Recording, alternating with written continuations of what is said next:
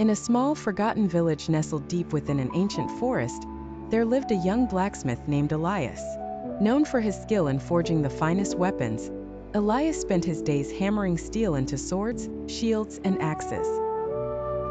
But his true passion lay in discovering old relics, for the village was surrounded by ruins from a time long past. One crisp autumn evening, while exploring the ruins after work, Elias stumbled upon a hidden chamber. It was concealed behind a wall of ivy and moss, its entrance barely visible. Driven by curiosity, he pushed through the vines and entered the dark space.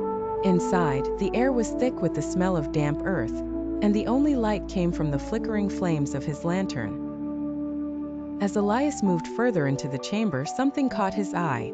A dagger, unlike any he had ever seen before. It was embedded in a stone pedestal, its blade shimmering with an otherworldly light. The hilt was adorned with intricate carvings of ancient symbols, and the blade seemed to hum with energy. Compelled by an unseen force, Elias reached out and grasped the dagger. The moment his fingers touched the hilt, a surge of power coursed through him. The walls of the chamber trembled, and the symbols on the dagger began to glow brighter. Elias felt a strange connection to the weapon, as if it were speaking to him in a language only he could understand. Suddenly, the ground beneath his feet shifted, and the chamber began to collapse. Elias sprinted towards the exit, clutching the dagger tightly. Just as he escaped, the entrance sealed shut behind him, leaving the chamber, and whatever secrets it held, buried once more. Back in his forge, Elias couldn't shake the feeling that the dagger was more than just a relic. He spent hours examining it, tracing the symbols with his fingers, trying to decipher their meaning.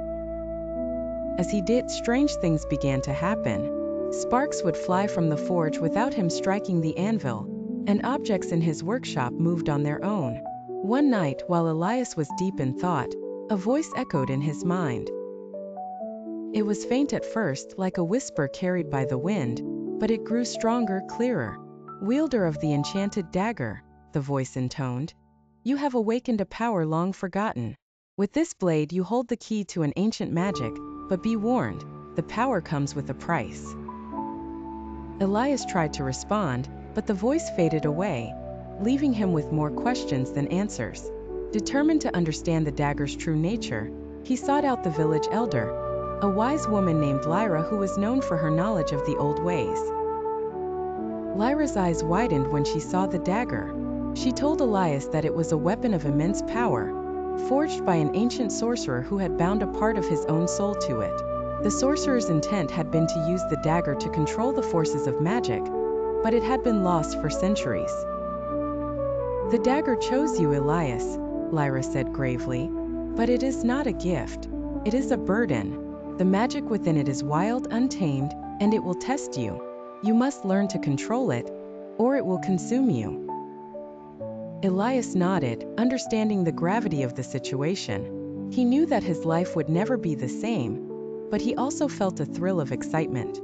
The dagger had given him a purpose, a quest that he could not ignore.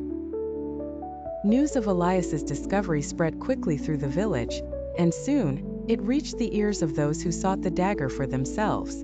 Among them was a dark sorcerer named Malachar, who had long desired the power of the enchanted blade. Malachar sent his minions to the village under the cover of night. They attacked without warning, setting fire to homes and capturing villagers in their search for Elias. But Elias had anticipated such a move.